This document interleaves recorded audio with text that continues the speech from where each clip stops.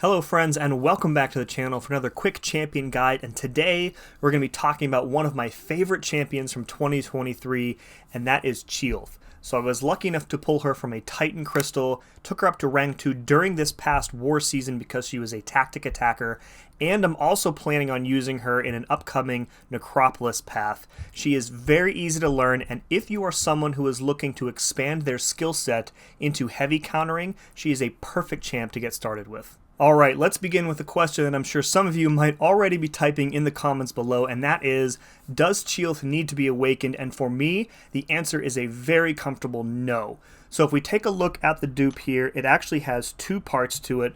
Now the first part here is some extra crit rate against bleed immune champions. A lot of Chee'ilth's damage is from those bleeds, and even at Sig 20, the crit increase is pretty significant. In fact, it's nearly double of what her base crit rate is. However, in my opinion, the increased crit rate does not make up for her bleed damage, and you're unlikely, as a result, going to want to take her into a bleed immune matchup. So the other part of her Sig here is some instant regen for physical damage effects. I feel like the wording here could be a little clearer, but it's talking about physical burst damage like the red numbers that you would see from Red Hulk or Sandman or Korg's Thorns, or the spiked armor node. It also applies here. And again, this is situationally useful, but definitely isn't necessary for playing her on a day-to-day basis. Alright, let's jump right into some gameplay. The first thing you want to know about Chee'ilth are her spirit charges, and that is this icon up here in the corner. So these charges stack up to 10, and they give you additional critical damage rating and 15% bleed potency per charge. Now you'll get a charge every 20 seconds, which sounds like a long time, but there are ways during fights for you to shorten that timer, and one of the keys to playing Chee'ilth is finding the right opportunities to shorten the timer and gain those spirit charges faster.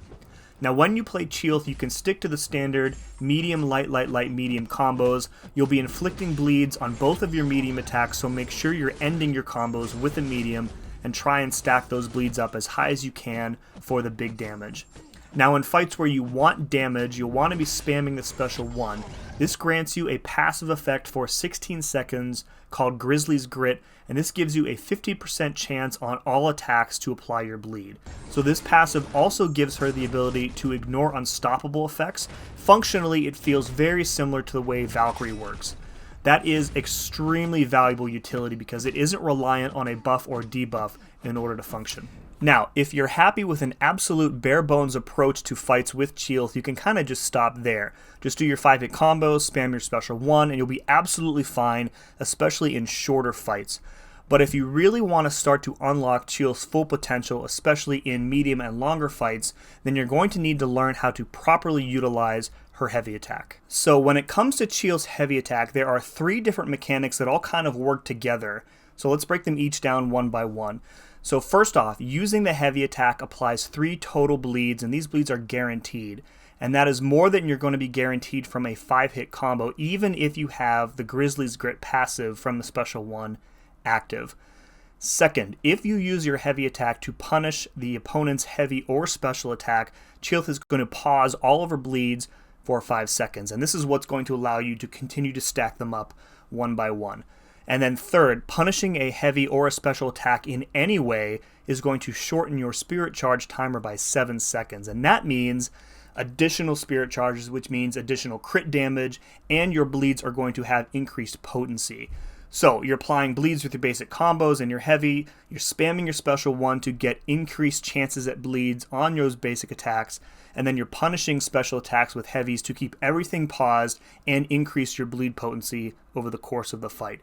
And remember, the spirit charges stack up to 10, so in long fights at max ramp, your bleeds are going to be doing 150% more damage. Now, I fully understand and appreciate that heavy countering is a skill that seems pretty daunting to try and learn how to do, but the good news is that with Chee'ilth, her heavy range is ridiculously long. In fact, it's so good that you can actually heavy counter Ebony Maw's heavy, which almost no other champ in the game can do with any type of consistency. Alright, to really drive home how important heavy countering is, I want to show you a pair of fights. First one here is a Realm of Legends Rhino. So one thing you're going to see me do in this specific fight is block his special attacks, and that's going to keep myself closer to him and enable me to properly heavy counter. So Chee'ilth has a built-in safeguard mechanic that caps the attack rating of the defender when she's blocking, and this is going to drastically reduce the chip damage in any fight where the defender is able to increase their attack rating on their own. So once you get really good, you can actually parry special attacks, and that's going to increase the attack rating cap by 50% and shorten your spirit timer by another 5 seconds. We've already talked about how important it is to do that. So you can see here, I'm just kind of just blocking as normal, baiting out specials, and whenever he throws a special, I'm just kind of making sure that either I am close to him where it ends, or just straight up blocking it right away in order to heavy counter. Now, heavy countering is kind of like a skill that you need to learn, so learning the spacing of different special attacks is important. So right there, the special 2, I knew that I could back off enough and still have enough room to heavy counter. But for the special 1, I can't do that.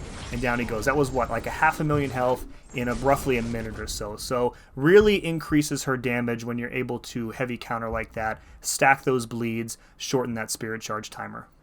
Okay, the other example I wanted to share with you today is from Alliance War. I did this fight a few days ago. This is an Ascended Rintrah with 400,000 health, and this is Alliance War, so I am boosted a bit, but also it's Alliance War, and it's a high-pressure situation where how you play really matters, and you want to be doing as much damage as possible here. So my strategy in this fight is just to continuously bait Rintrah's special 1, and then we're going to heavy counter it to apply our 3 guaranteed bleeds, and also shorten that spirit charge timer. So you can see our bleeds, they're ticking for some decent damage now with only 1 spirit charge, but every time we counter that special attack of his, the potency of those bleeds is going to go up as we gain additional spirit charges. Now the nodes on this fight don't really matter. This is a really good example of a generic Chee'ilth fight against an opponent where you can heavy counter their special attacks.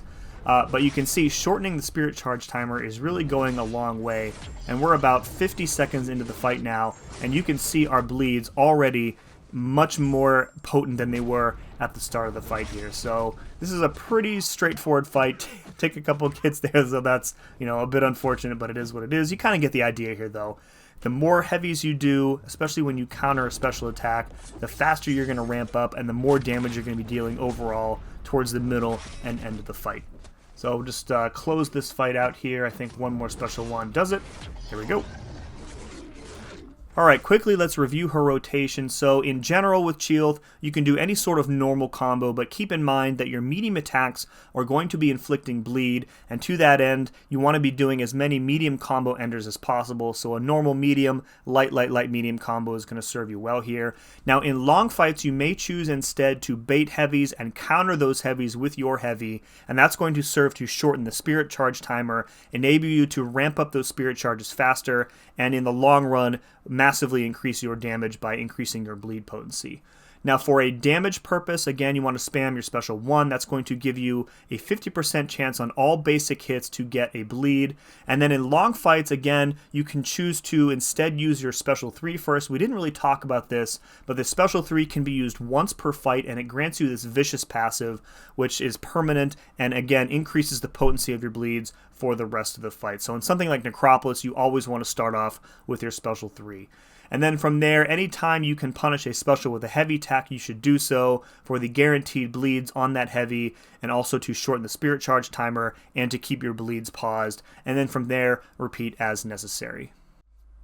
That's going to do it for the guide, folks. I hope you enjoy playing Chee'ilth as much as I have over the past few weeks.